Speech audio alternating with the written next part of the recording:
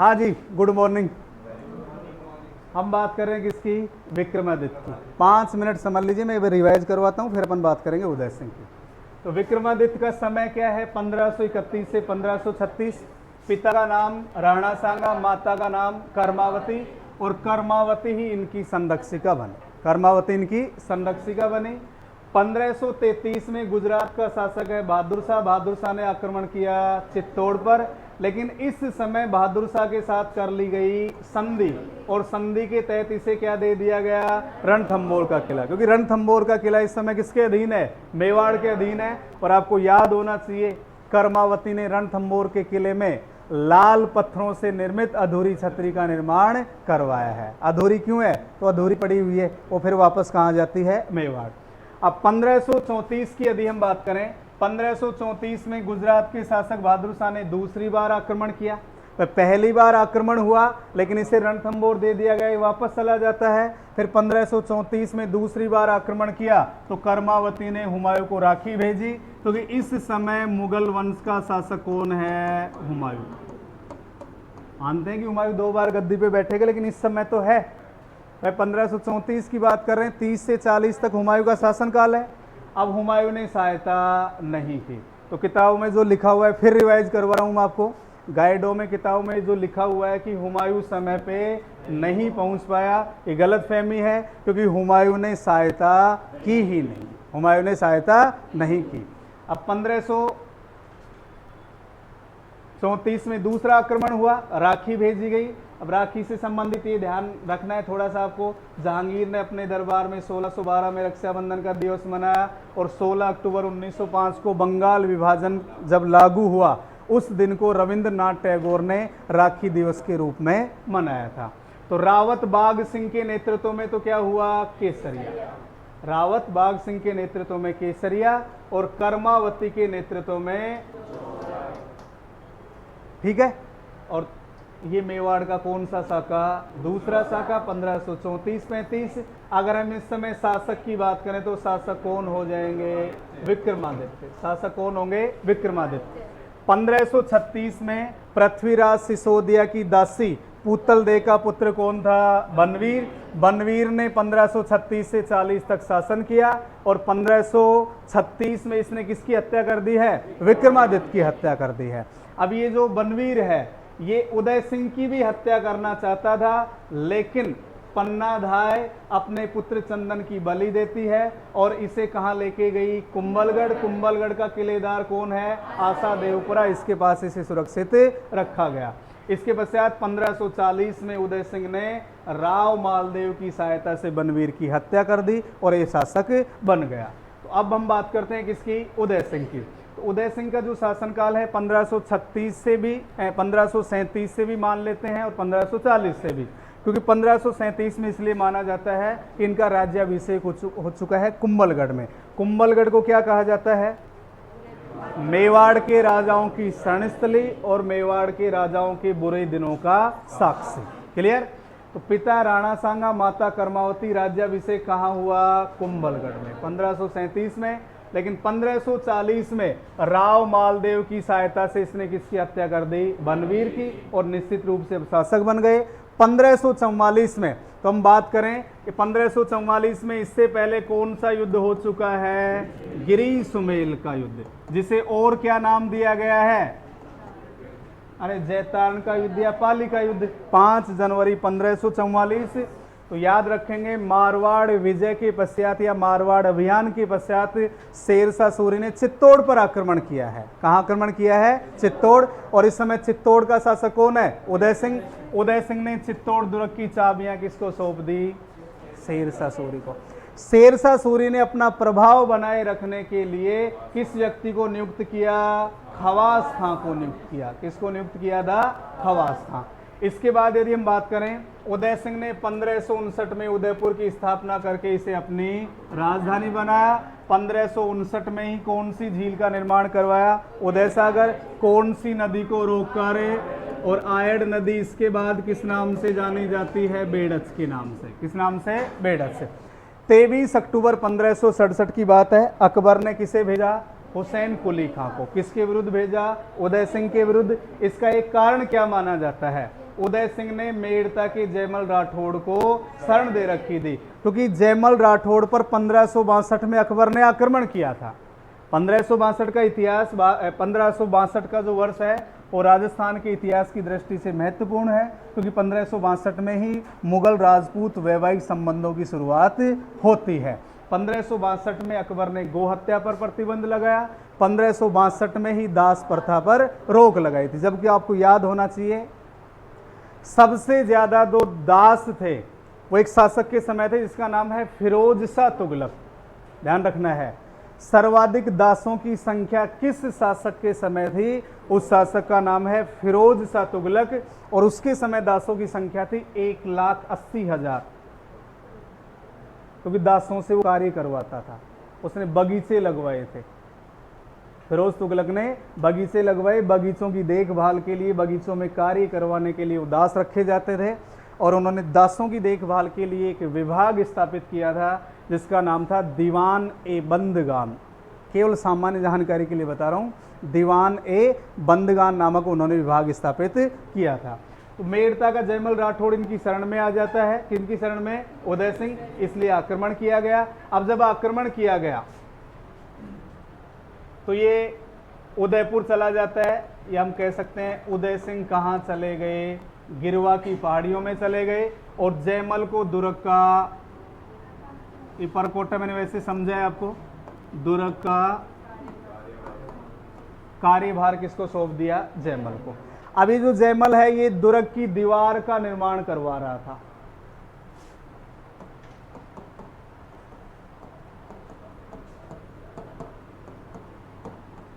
दुर्ग की दीवार का निर्माण करवा रहा था, और ये अकबर की संग्राम नामक बंदूक से घायल हो गया था। ध्यान रखना है, अकबर की संग्राम नामक बंदूक से घायल हुआ। इसके पश्चात यहां दो प्रसिद्ध सेनापति होंगे, एक तो है जयमल और एक फत्ता सिसोदिया।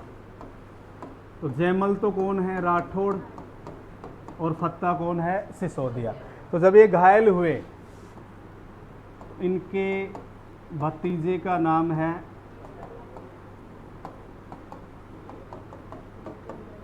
वीर कल्लाजी राठौड़, और कल्लाजी राठौड़ ने अपने कंधों पर बिठाकर युद्ध का संचालन किया है। यानी जयमल राठौड़ को कंधों पर बिठाया, युद्ध का संचालन किया। वीर कल्लाजी और जयमल दोनों युद्ध में वीर गति को प्राप्त हुए, और इन्हें क्या कहा जाता है? चार हाथों का लोक देवता। चार हाथों का लोक देवता, क्योंकि चार हाथ दिखाई दे रहे थे। तो ये दोनों भी युद्ध में वीर गति को प्राप्त हुए, और कल्ला राठौड़ भी युद्ध में वीर गति को प्राप्त हुए।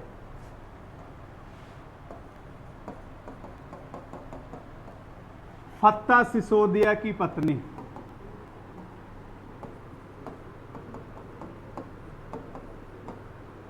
आपको नाम याद आ रहा है? ऐसा ही, फूला भटियाणी।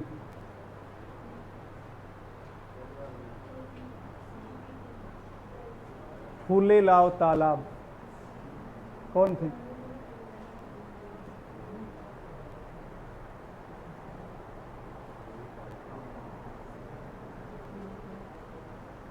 आलस से आ रहे हैं क्या?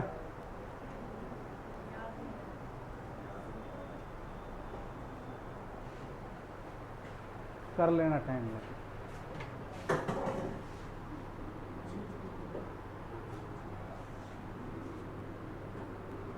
चलो देखो,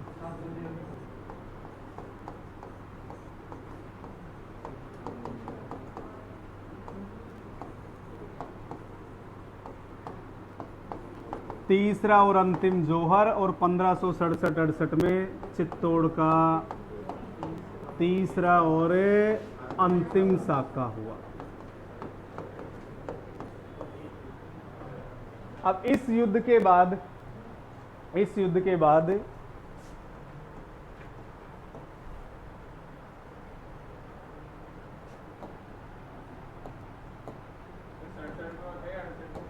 मैं बता रहा हूँ 67-68 ही मिलता है, फिक्स नहीं है इसका। मैं बता रहा हूँ 67 में तो आक्रमण हुआ था अक्टूबर में, इसलिए कुछ मैं बता रहा हूँ कुछ 68 मान लेते हैं इसको, फिर भी मैं एक बार कंफर्म करके आपको बता दूँ, क्योंकि ज़्यादातर किताबों में 67-68 ही लिखा हुआ है, फिर भी मैं कंफर्म करके आपको क्लियर करवा, ठीक है। हाँ, कहाँ चल रहे थे? अकबर।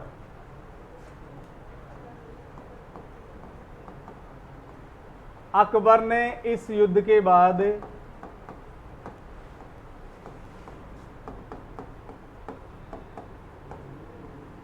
जीतनामा या फतेहनामा जारी किया। फतेहनामा को क्या कहा जाता है? जीतनामा। और अकबर के द्वारा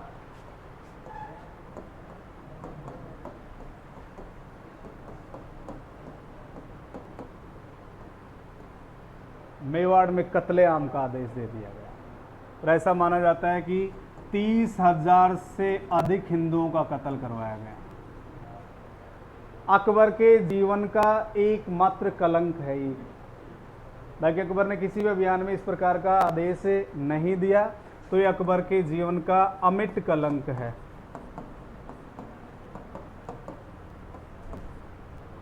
याद करो, ऐसी घटना अपन पढ़ चुके हैं। चित्तौड़ अभियान के बाद अलाउद्दीन खिलजी ने 30,000 हिंदुओं का कत्ल करवाया था। खानवा युद्ध के बाद बाबर ने हिंदुओं का सर कटवा करके मीनार का निर्माण करवाया था। जिहाद वाली भावना है। कौन सी भावना है? जिहाद। लेकिन अकबर जैमल और फत्ता की वीरता से प्रभावित हुआ। जैमल और फत्ता, इन दोनों की गजारूढ़ पाषाण मूर्तियां,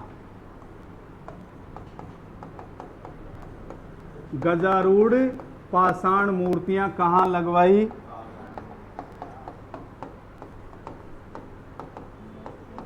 आगरा के किले के प्रवेश द्वारों पर। थोड़ा सा ध्यान रखना, आगरा का लाल किला अकबर ने बनवाया था और दिल्ली का लाल किला शाहजहां ने बनवाया था।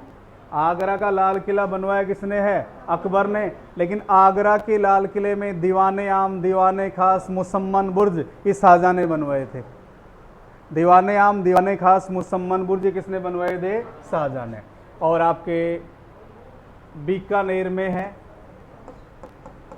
जूनागढ़ का किला, जूनागढ़ किले में इन दोनों की मूर्तियां स्थित हैं। और 28 फरवरी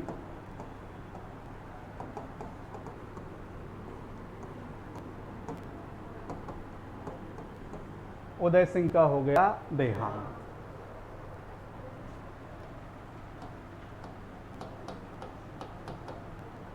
उदय सिंह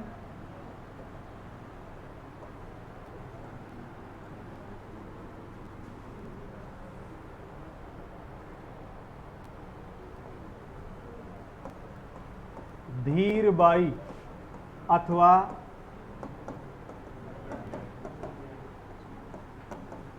भटियानी रानी, और एक का नाम है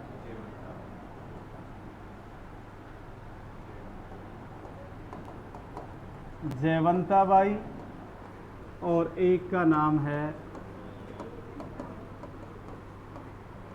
सजनाबाई। ठीक है,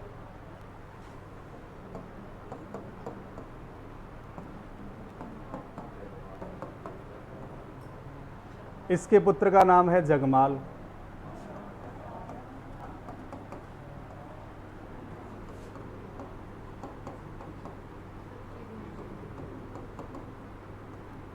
शक्ति सिंह। ठीक,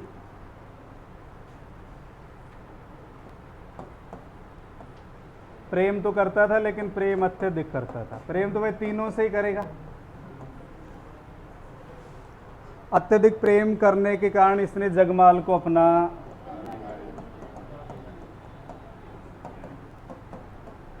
लेकिन प्रताप ने क्या किया? अपने नाना अखेराज के सहयोग से गद्दी प्राप्त की। इसे गद्दी से हटा दिया, खुद गद्दी प्राप्त की। तो शक्ति सिंह और जगमाल किसकी सेवा में चले गए? अकबर।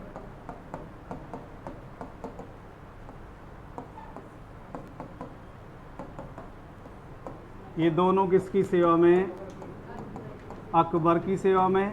और ध्यान रखना है भाई, अकबर ने जगमाल को जहाजपुर की जागीर दी थी, जो भीलवाड़ा में है, ये ध्यान रखना है।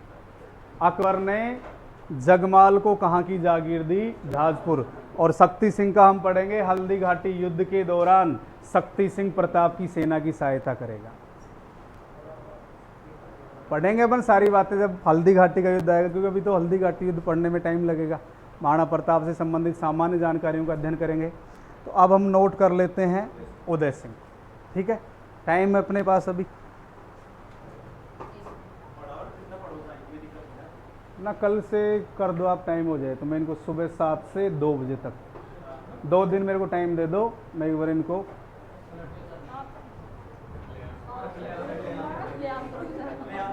कत्लेआम ही किया जाएगा। कत्लेआम आपका नहीं होगा, सलेबस का होगा।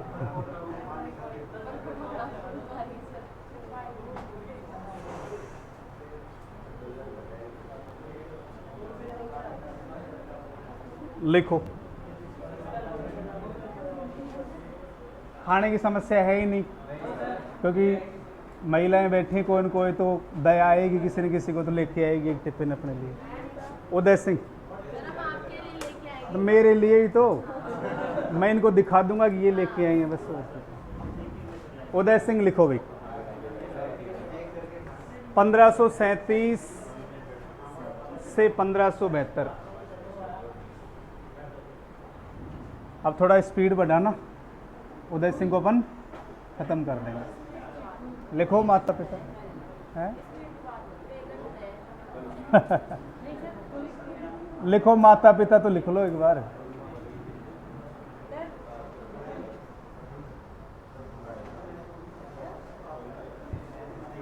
हो गए, इसके बाद लिखो दो।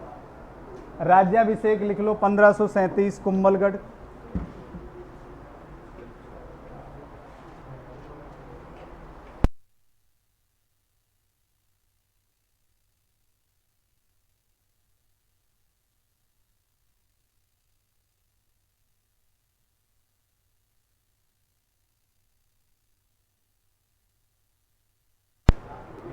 हो गया राज्याभिषेक।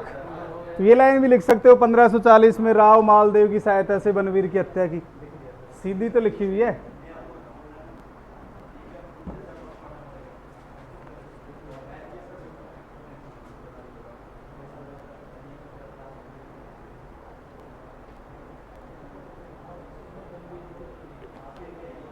अब लिखिए 1544,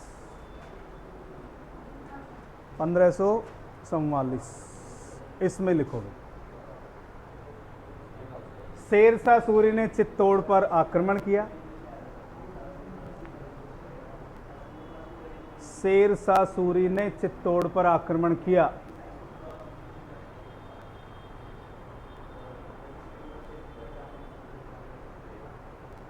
उदय सिंह ने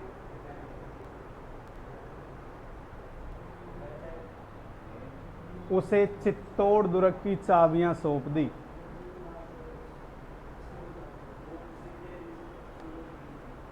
उदय सिंह ने उसे का मतलब है शेरशाह, उसे चित्तौड़ दुर्ग की चाबियां सौंप दी। चित्तौड़ में अपना प्रभाव बनाए रखने के लिए चित्तौड़ में अपना प्रभाव बनाए रखने के लिए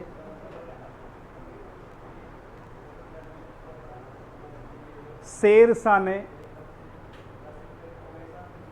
किसको नियुक्त कर दिया? खवास खां को नियुक्त कर दिया। चित्तौड़ में अपना प्रभाव बनाए रखने के लिए शेरशाह ने खवास खां को नियुक्त किया।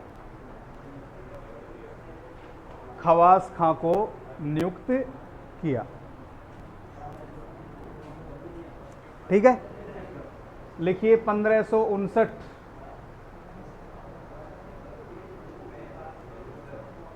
तो 1559 में उदयपुर की स्थापना करके उसे राजधानी बनाया।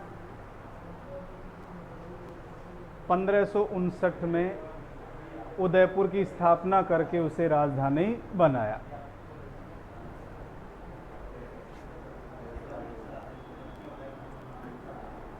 किसने? 1559 में ही उदय सागर झील का निर्माण करवाया। 1559 में ही उदय सागर झील का निर्माण करवाया।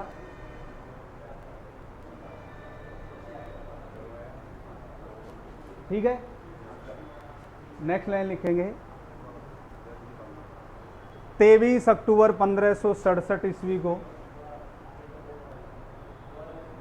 23 अक्टूबर 1567 ईस्वी को अकबर ने 23 अक्टूबर 1567 ईस्वी को अकबर ने हुसैन कुली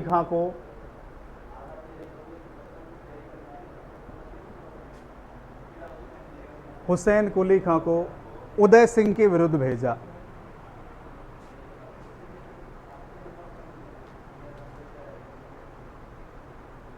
उदय सिंह के विरुद्ध भेजा क्योंकि उदय सिंह ने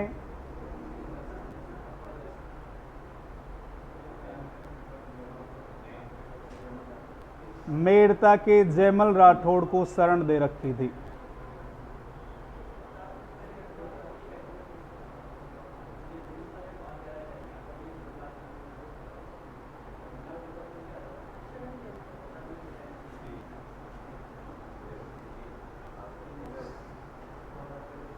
ठीक है,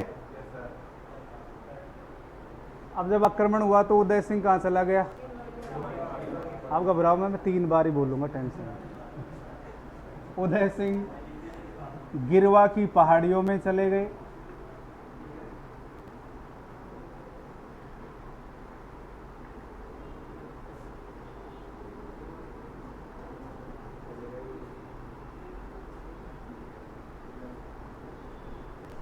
और दुर्ग की चाबियां किसको सौंप कर गए हैं? लिखो, उन्होंने दुर्ग की चाबियां जयमल राठौड़ को सौंप दी थी। उन्होंने दुर्ग की चाबियां जयमल राठौड़ को सौंप दी थी। ठीक है भाई,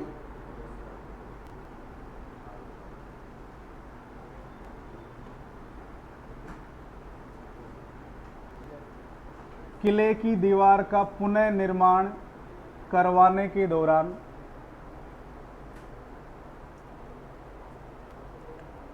किले की दीवार का पुनः निर्माण करवाने के दौरान जयमल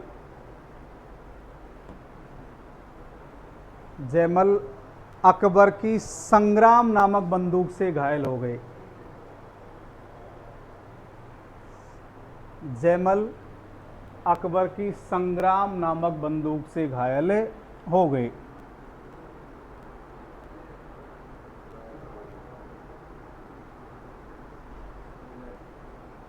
ठीक है, वीर कल्ला राठौड़ ने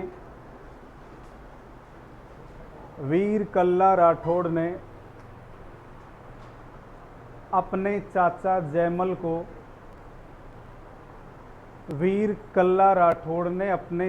जयमल को कंधों पर बिठाकर युद्ध का संचालन किया। कंधों पर बिठाकर युद्ध का संचालन किया।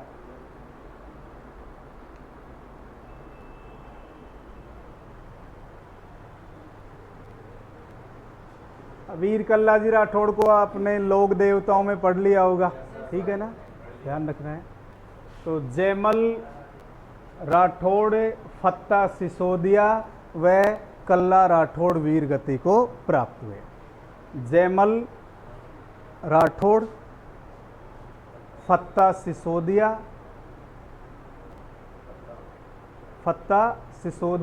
व वीर कल्ला राठौड़ वीर गति को प्राप्त हुए। वीर कल्ला राठौड़ वीर गति को प्राप्त हुए।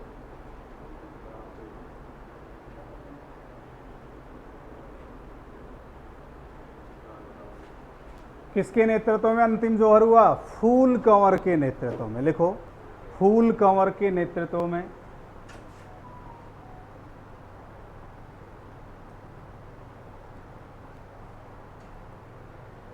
फूल कंवर के नेतृत्व में चित्तौड़ का तीसरा और अंतिम जौहर हुआ।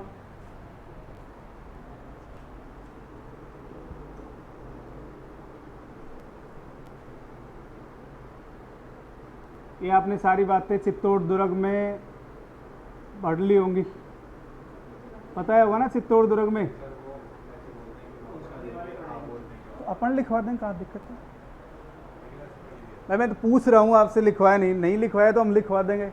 वही आपने वो कहावत सुनी होगी, और सर्दियों के समय पति ने अपनी पत्नी से कहा कि गर्म पानी कर दो, तो अपने काम में बिजी थी वो। फिर उसने 5 मिनट बाद दोबारा पूछा कि पानी गर्म हो गया क्या, तो उसने नहीं सुना। तीसरी बार आवेश में आकर के उन्होंने कहा कि गर्म पानी करती है नहीं करती। तो पत्नी भी पता नहीं को काम कर रही होगी, तो वो भी आवेश में आकर के बोली नहीं करूं तो। पति ने कहा कि ठंडे से नहा लेंगे। नहीं करेगी, ठंडे से नहा लेंगे। वही बात है, मैं तो पूछ रहा हूँ चित्तौड़ दुर्ग के बारे में नहीं लिखवाया तो हम लिखवा देंगे, कहाँ समस्या है, लिखवाना हमें भी है। तो फूल कंवर के नेतृत्व में तीसरा और अंतिम जौहर हुआ। यह चित्तौड़ का तीसरा व अंतिम साका था। बस यह चित्तौड़ का तीसरा व अंतिम साका था। ये लाइन और लिख लो, मैं वर्ष देख लूंगा भाई, फिर आपको बता दूंगा ना। 67 या 68 में जो भी आया हुआ है मैं क्लियर करके बता दूंगा। चित्तौड़ का तीसरा व अंतिम साका था। हो गया क्लियर। अब इस युद्ध के बाद अकबर ने मेवाड़ में कत्लेआम करवाया। लिख लीजिए, अकबर ने युद्ध के बाद कत्लेआम करवाया।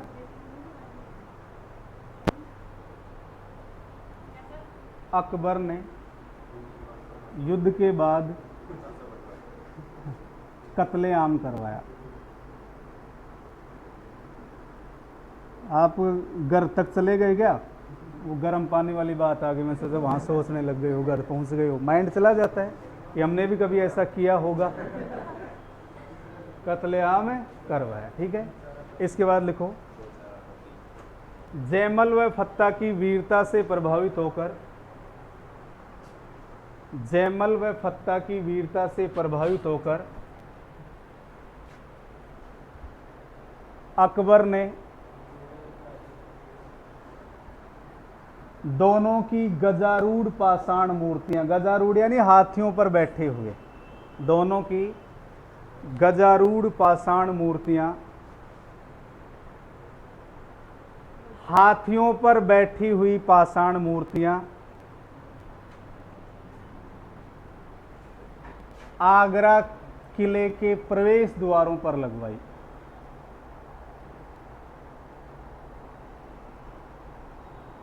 आगरा किले के प्रवेश द्वारों पर लगवाई। नोट डाल के एक लाइन लिख लो, जूनागढ़ दुर्ग बीकानेर में भी इनकी मूर्तियां स्थित हैं। जूनागढ़ दुर्ग बीकानेर में भी इनकी मूर्तियां बनी हुई हैं। जूनागढ़ दुर्ग बीकानेर में भी इनकी मूर्तियां बनी हुई हैं। ना वो वैसे ही, जूनागढ़ किला बीकानेर में भी इनकी मूर्तियां बनी हुई हैं। ठीक है, कत्लेआम हो गया, हो गया।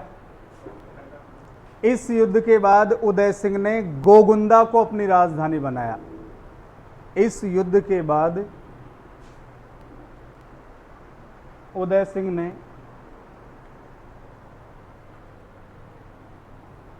गोगुंदा को अपनी राजधानी बनाया। कर्नल टोड के अनुसार, कर्नल टोड के अनुसार, अरे वो लाइन लिखनी है ना, यदि राणा सांगा और प्रताप के मध्य उदय सिंह का नाम नहीं आता तो मेवाड़ के इतिहास के पन्ने अधिक उज्जवल होते। लिख लीजिए, कर्नल टोड के अनुसार यदि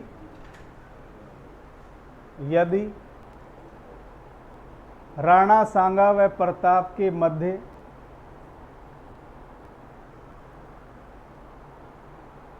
राणा सांगा व प्रताप के मध्य उदय सिंह का नाम नहीं आता, राणा सांगा व प्रताप के मध्य उदय सिंह का नाम नहीं आता तो मेवाड़ के इतिहास के पन्ने अधिक उज्जवल होते। तो मेवाड़ के इतिहास के पन्ने अधिक उज्जवल होते।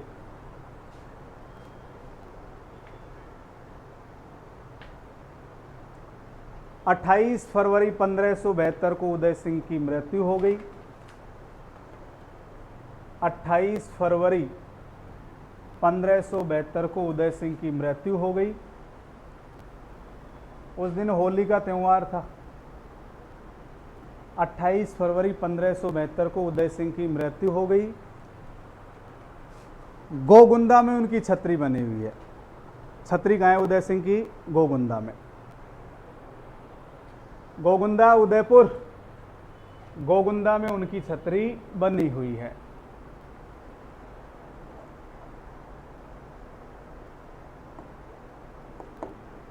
ठीक है। अब उदय सिंह लिख लो एक बार। ये 3 लाइनें अपन साथ साथ और लिख लेते हैं, फिर आपका ये टॉपिक हो जाएगा खत्म। उदय सिंह, तो ये उदय सिंह की रानियां हैं।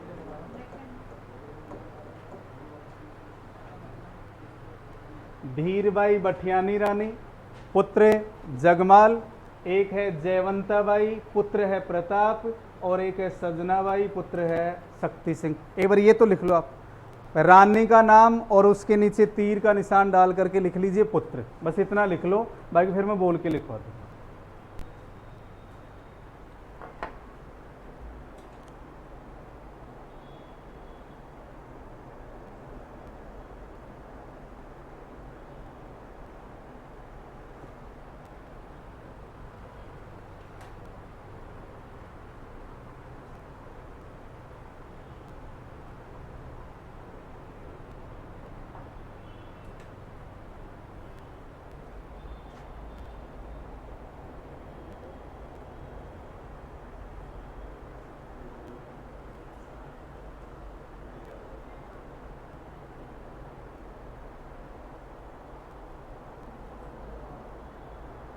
अलग अलग कलर से लिख लेना रानियों के नाम भी।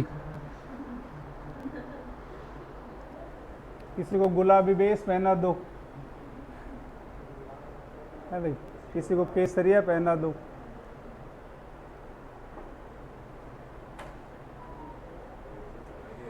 पुत्र एक जैसे लिख सकते हो, पुरुष तो वैसे भी सामान्य होता है। अब लिख लो, इसमें हो गए माता और पुत्र। अब लिखिए, धीरबाई से अत्यधिक प्रेम करने के कारण, धीरबाई से लिख रहे हो क्या अभी? रुको एक बार लिख लेना।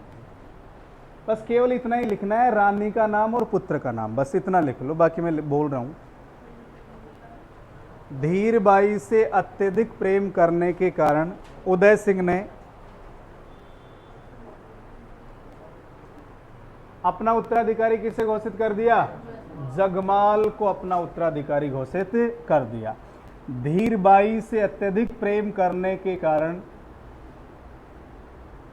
उदय सिंह ने जगमाल को उत्तराधिकारी घोषित कर दिया।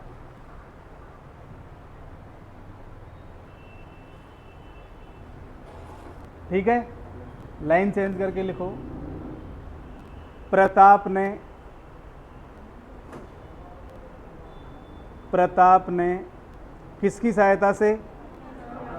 अपने नाना अक्षयराज की सहायता से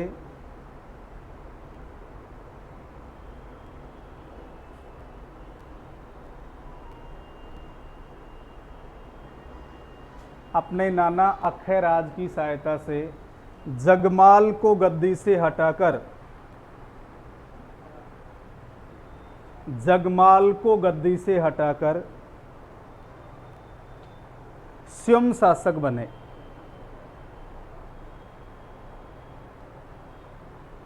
स्वयं शासक बने। अब ये एक तरीके से कलह हो गया, आपस में कलह की घटना घटित हुई है। इस घटना को राजमहलों की क्रांति कहा जाता है। लिख लीजिए, इस घटना को राजमहलों की क्रांति कहा जाता है। इस घटना को राजमहलों की क्रांति कहा जाता है। इस घटना को राजमहलों की क्रांति कहा जाता है। अब शक्ति सिंह और आपके ये जगमाल है, ये अकबर के पास चले गए और अकबर ने जगमाल को कहाँ की जागीर दी है? जहाजपुर की जागीर दी है। तो नेक्स्ट लाइन लिखेंगे, शक्ति सिंह व जगमाल अकबर के पास चले गए। शक्ति सिंह व जगमाल अकबर के पास चले गए। शक्ति सिंह व जगमाल अकबर के पास चले गए। अकबर ने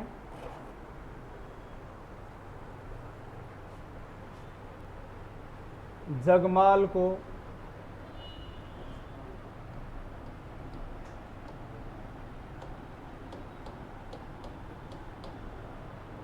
जहाजपुर की जागीर दी।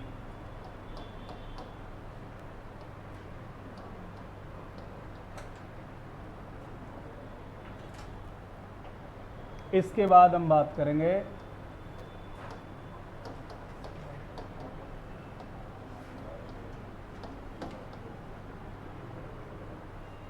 वीर शिरोमणि महाराणा प्रताप। जहाजपुर की जागीर भीलवाड़ा में है जहाजपुर, ठीक है। इनके बारे में हम चर्चा करेंगे। टाइम हो गया,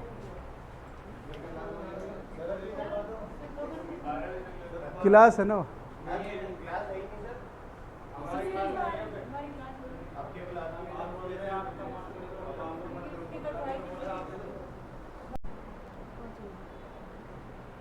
अकबर ने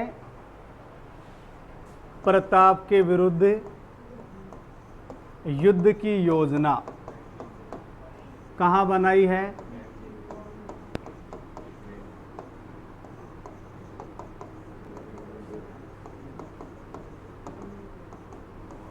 और ये दुर्ग कहाँ है? अजमेर। ये जो मैगजीन दुर्ग है इसे क्या कहा जाता है?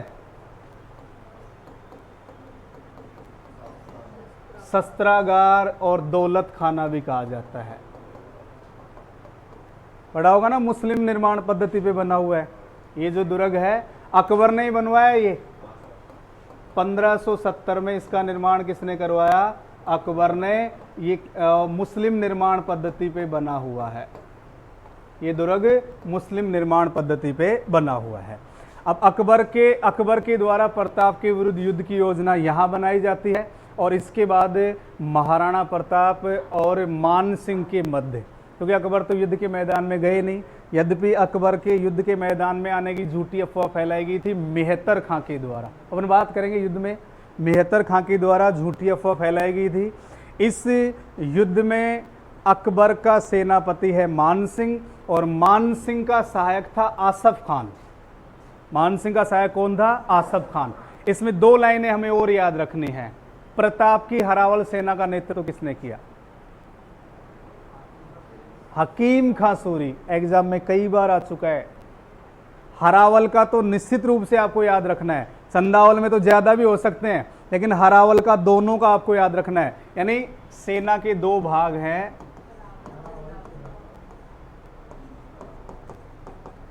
ये तो सेना का मैं बता भी चुका हूं आपको, और ये सेना का पीछे वाला भाग है। ये क्वेश्चन महत्वपूर्ण है। हरावल वाला तो हमें याद रखना ही रखना है, क्योंकि चंदावल में एक के बजाय दो भी हो सकते हैं, तीन भी हो सकते हैं। तो प्रताप की हरावल सेना का नेतृत्व किसने किया? हकीम खां सूरी ने। और अकबर की हरावल सेना का नेतृत्व किसने किया था? जगन्नाथ कछुआ ने, जो आमेर का था। आया हुआ क्वेश्चन है जगन्नाथ कछुआ वाला, ध्यान रखना है। अपन नोट करेंगे कौन कौन सी क्या क्या घटनाएं घटित हुई। अब इन दोनों में युद्ध होगा। युद्ध का नाम है हल्दी घाटी का युद्ध। इसके उपनाम भी पढ़ते हैं अपन।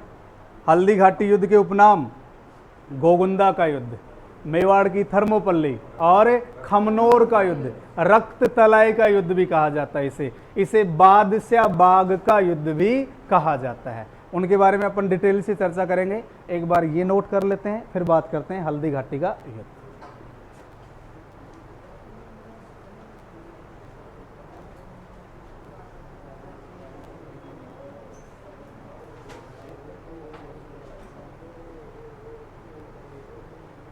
एक बार ये उतारो, आप बोलना पड़ेगा या उतार लोगे? थोड़ा स्पीड बढ़ा करके, क्योंकि फैक्ट है सीधे। एक बार ये उतारो, पहले लिखिए, कोई बात नहीं, जल्दी लिखो एक बार इसको।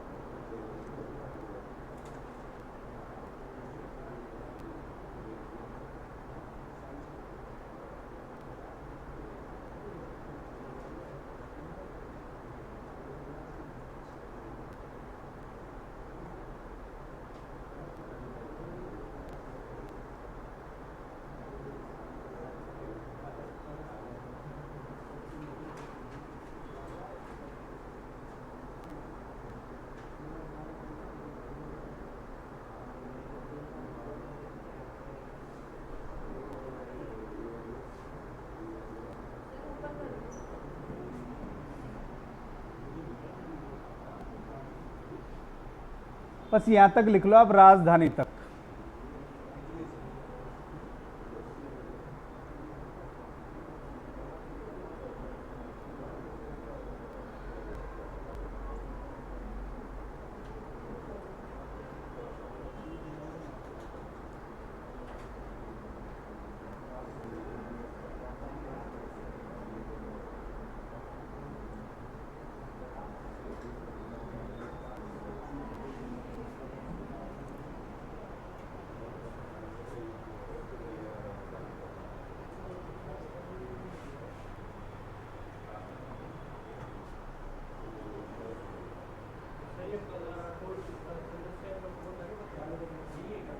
कौन?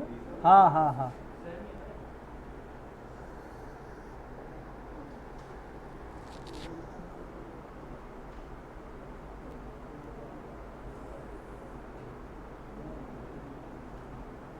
हो गई क्या राजधानी? अब लिखिए आप।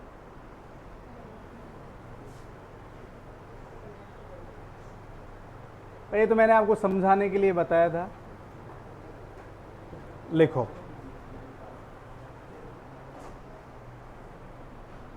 मुगल शासक अकबर ने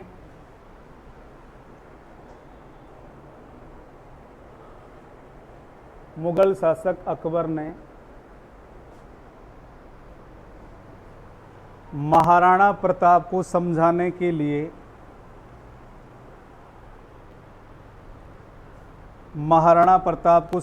के लिए चार शिष्टमंडल भेजे।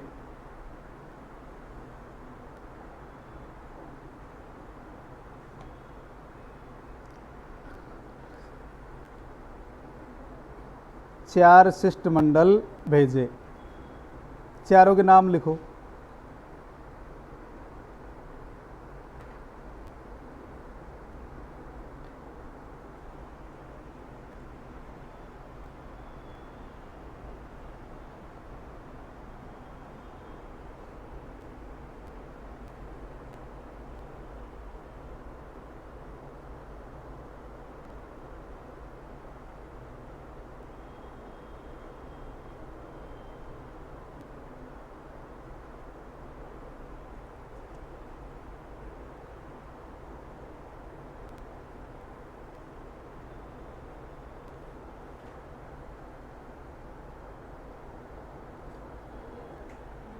हो गए भी।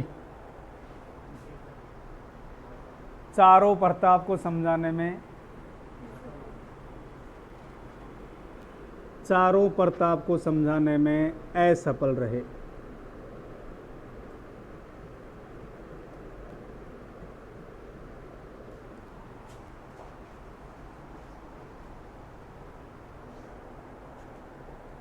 अब लिखिए, लाइन चेंज करके लिखो।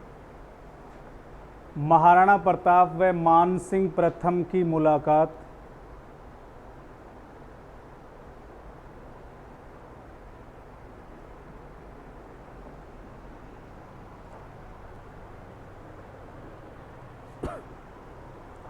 उदय सागर झील की पाल पर हुई।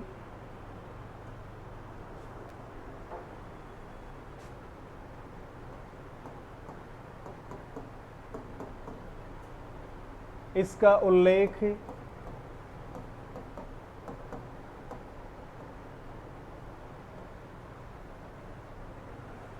सदाशिव की रचना राज रत्नाकर में मिलता है।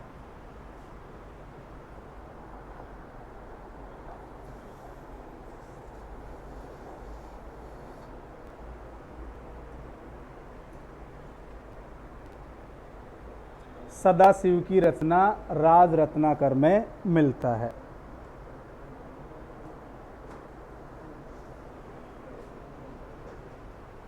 ठीक है, अब नेक्स्ट लाइन लिखिए।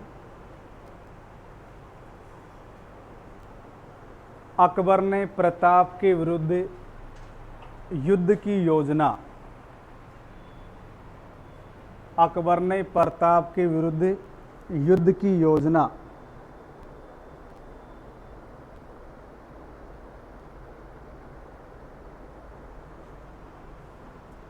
कहाँ बनाई है?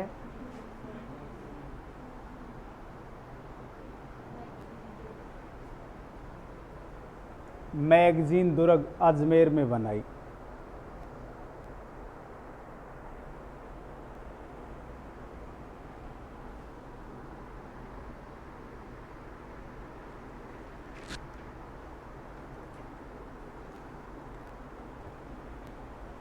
ठीक है भाई, अब हम बात करते हैं कौन सा युद्ध? हल्दी घाटी का युद्ध। ये दुर्ग तो आपने पढ़ ही लिया होगा।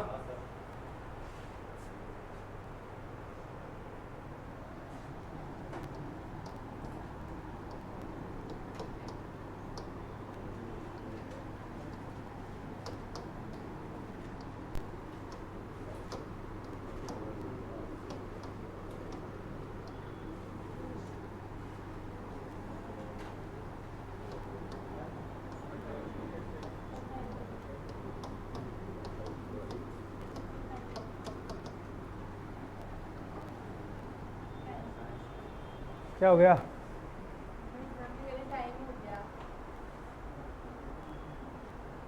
बारह बजे। हल्दी घाटी का युद्ध 18 जून 1576। आधा और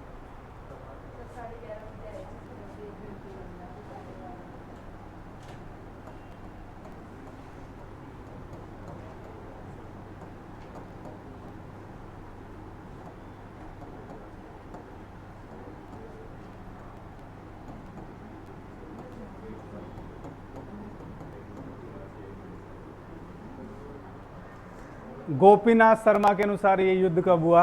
21 जून 1576।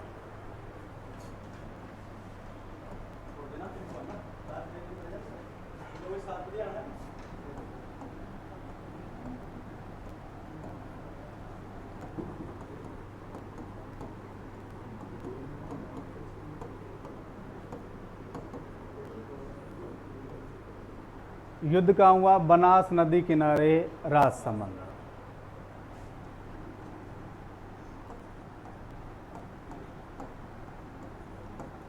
सेना का अनुपात,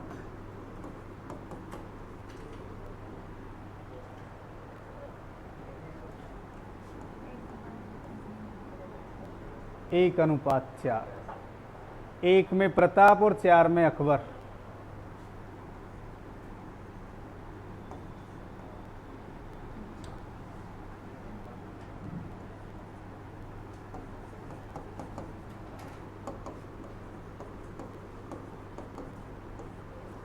बताओ, थोड़ा सा कारण बताओ, अकबर की सेना ज्यादा क्यों है?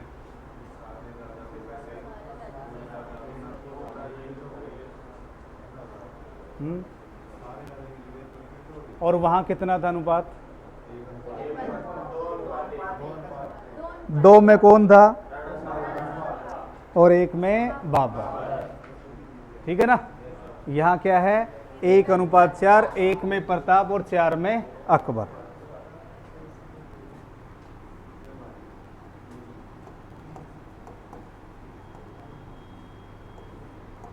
हल्दी घाटी युद्ध के उपनाम।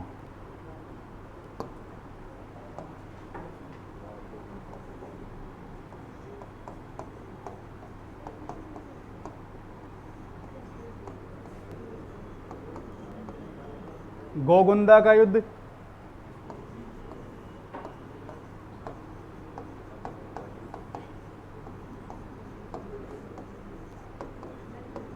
खमनोर का युद्ध,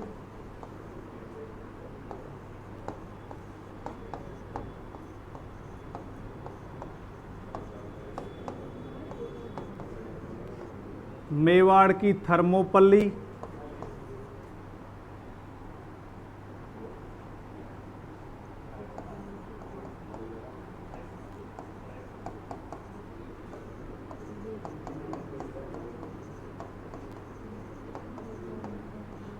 और एक इसे रक्त तलाई का युद्ध भी कहा जाता है।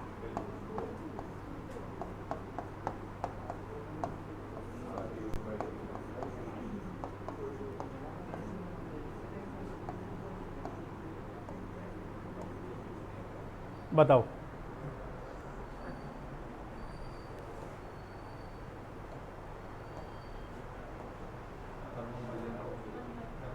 गोगुंदा का युद्ध किसने कहा? सोचो थोड़ा सा।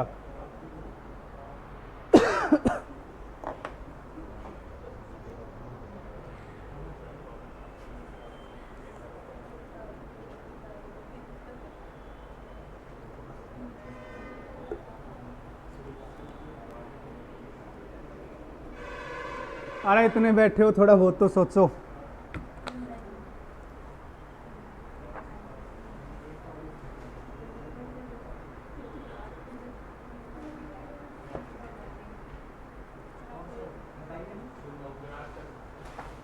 गोपीनाथ शर्मा,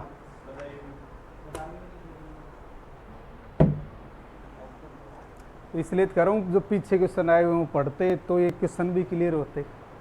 क्योंकि मैं जो बता रहा हूँ एग्जाम में आए हुए हैं, मैं इसीलिए बस पूछना चाह रहा था। बाकी नाम तो मैं नोट करूंगा किस किसने क्या कहा है। आज ही वो ले लेना ऑब्जेक्टिव वाली जो भी हो, देखिए आप एक बार क्वेश्चनों को। ठीक है। गोगुंदा का युद्ध किसने कहा? बदायूनी ने।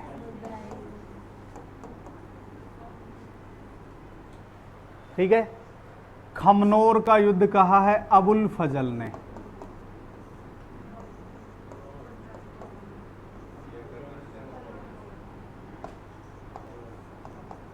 Colonel James Tod. A.L. Srivastava, Ashirvadi Lal Srivastava. बादशाह बाग का युद्ध किसने कहा है? A.L. श्रीवास्तव, यानी आशीर्वादी लाल श्रीवास्तव। और रक्त तलाई कोई स्पेशल किसी ने भी नहीं कहा, ये ध्यान रखेंगे। इसके बाद देखिए,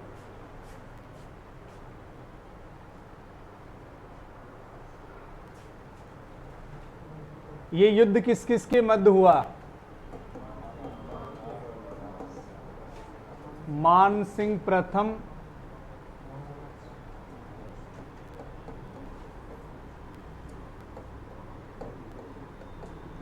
एक तरफ तो ये दोनों है, तथा राणा प्रताप के मध्य।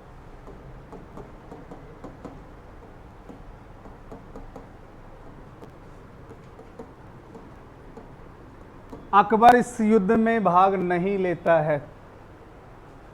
अकबर ने हल्दी घाटी के युद्ध में भाग नहीं लिया। ठीक है,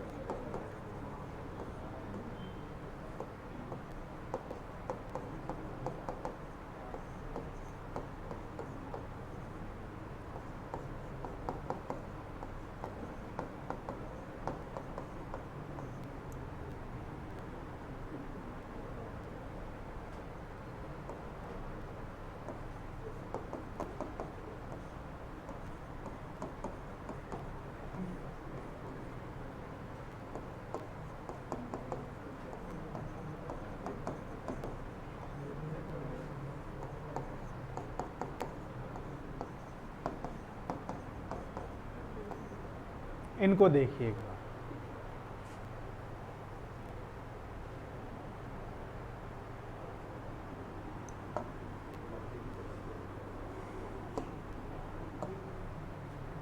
मान सिंह के हाथी का नाम है मर्दाना। मान सिंह के हाथी का नाम है मर्दाना।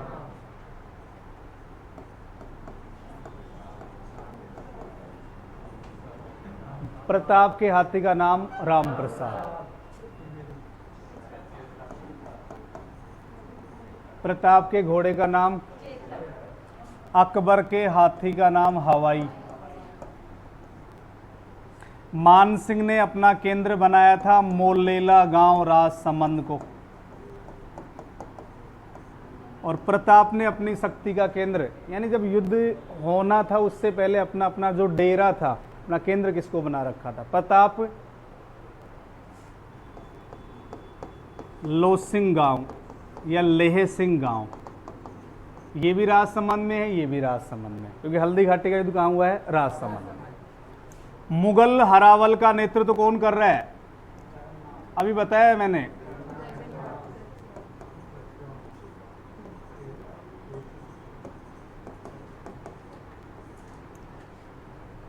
और प्रताप की हरावल का नेतृत्व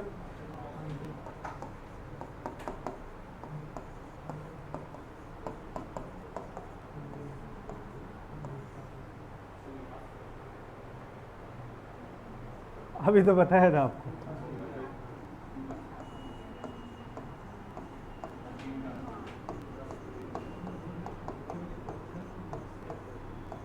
और भी याद रख लेना इसमें, रावत सांगा,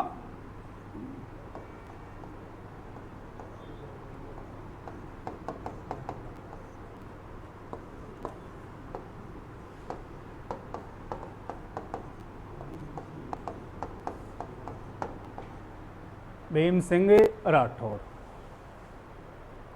प्रताप की चंदावल का भी ध्यान रखना है।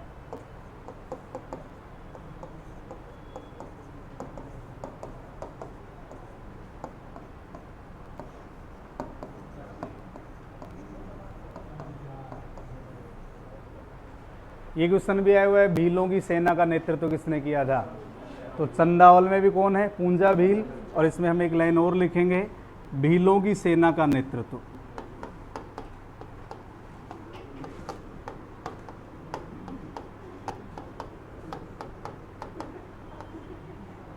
ठीक है भाई, पूजा नहीं है,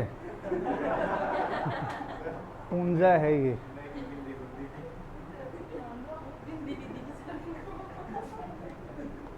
अब तो दिख रही है। इसके बाद देखिए,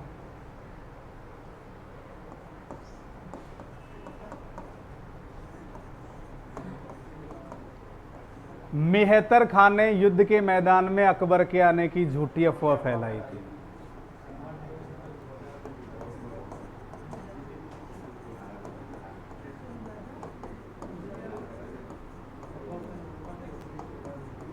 झूठी अफवाह फैलाई,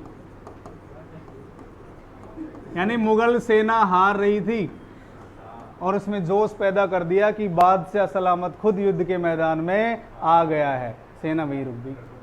ठीक है भाई।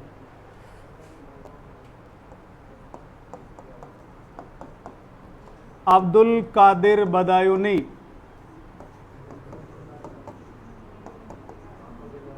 इन्होंने पुस्तक लिखी मुंतखब उल तवारीख।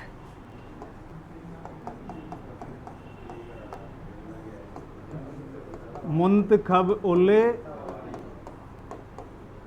इस पुस्तक में हल्दी घाटी युद्ध का आंखों देखा वर्णन है।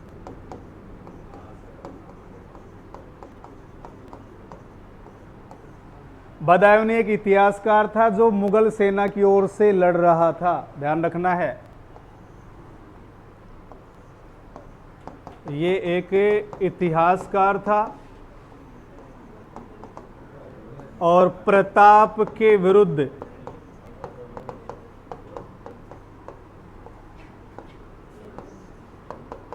मुगल सेना में शामिल था।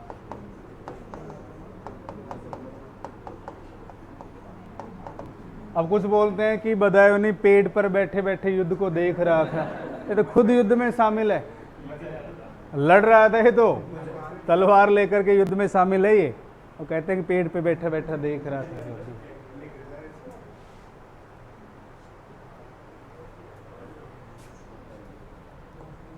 झाला, अरे वो अज्जा था, यहां बीदा है, यानी प्रताप घायल हो गए, प्रताप के स्थान पर राज मुकुट धारण किया था इन्होंने।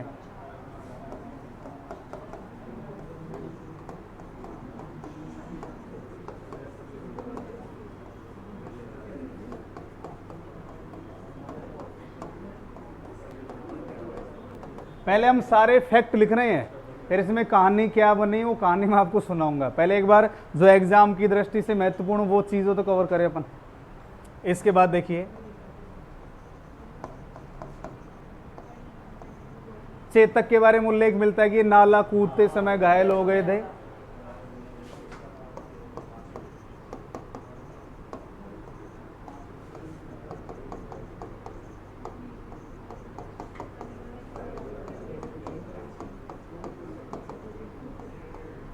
चेतक की समाधि कहाँ है? बलीचा गांव, राजसमंद में।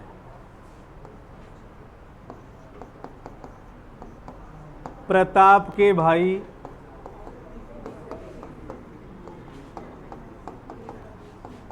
शक्ति सिंह ने प्रताप का साथ दिया। भाई प्रारंभ में तो ये किसके साथ थे? अकबर के साथ थे, लेकिन भ्रातृत्व प्रेम तो पैदा हो ही जाता है। कहा जाता है भाई भाई हैं, चाहे कितना ही बैर क्यों ना हो। तो भ्रातृत्व की भावना पैदा हुई और इन्होंने फिर किसका साथ दिया? महाराणा प्रताप का। अब इस युद्ध के बारे में इतिहासकारों का एक मत है। कुछ इतिहासकार ये मानते हैं कि इसमें अकबर विजयी रहा, लेकिन अकबर को विजयी क्यों नहीं मान सकते? इसका सबसे बड़ा कारण क्या था? मान सिंह को प्रताप के विरुद्ध जब भेजा गया तो उसे दो आदेश दिए गए थे एक तरीके से, या तो प्रताप को बंदी बना करके लाया जाए या प्रताप को मार दिया जाए। प्रताप ना तो बंदी बनाए जा सके ना ही मारे जा सके, इसीलिए अकबर मान सिंह से कुछ समय तक इतना नाराज हुआ कि मान सिंह को अपने दरबार से निकाल दिया था। तो अब इसका अनुमान लगा लो फिर युद्ध में विजयी कैसे हो गए अकबर। भाई जो मेन उद्देश्य था, उद्देश्य तो ये होता है पकड़ करके उसे उसके अधीन करते और वो माफी मांगता कि हम युद्ध का हर्जाना देंगे। भाई प्रताप ना तो गिरफ्तार हुए और ना ही मारे जा सके, क्योंकि मान सिंह को उन्होंने अपने कुछ समय के लिए दरबार से निकाल दिया था। तो हल्दी घाटी के युद्ध के परिणामों से अकबर संतुष्ट नहीं हुआ और इस युद्ध के बाद महाराणा प्रताप ने अपनी शक्ति का केंद्र कुंभलगढ़ के केलवाड़ा को बनाया है। कुंभलगढ़ में केलवाड़ा को अपनी शक्ति का केंद्र बनाया। तो एक बार जो फैक्ट हैं इनको अपन उतार लेते, फिर इनमें कैसी क्या घटनाएं घटित हुई है उनकी अपन चर्चा कर लेंगे, क्योंकि कुछ हाथियों का भी योगदान है युद्ध में।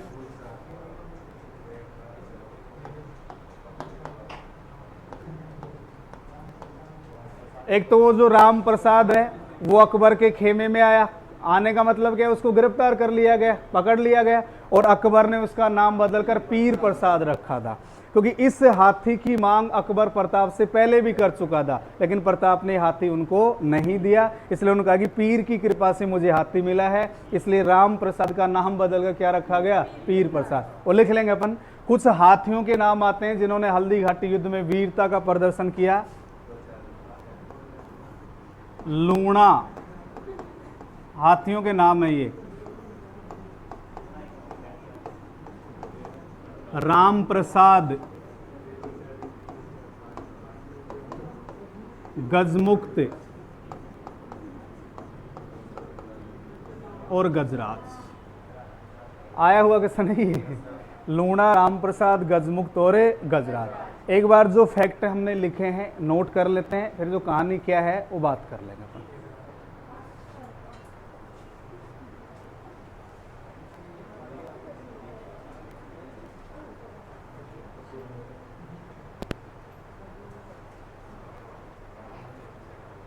यहां से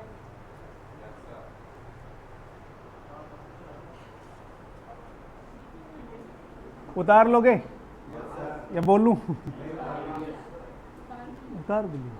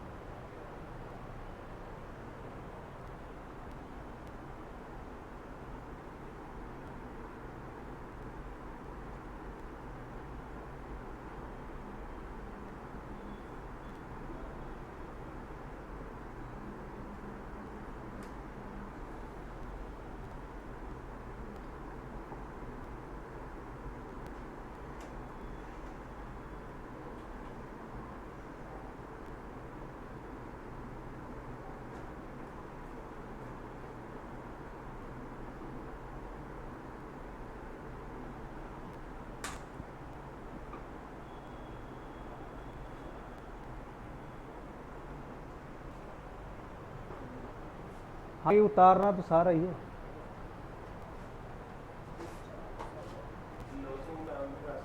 हाँ, रास्ता हल्दी घाटी से 8 मील दूर है ये।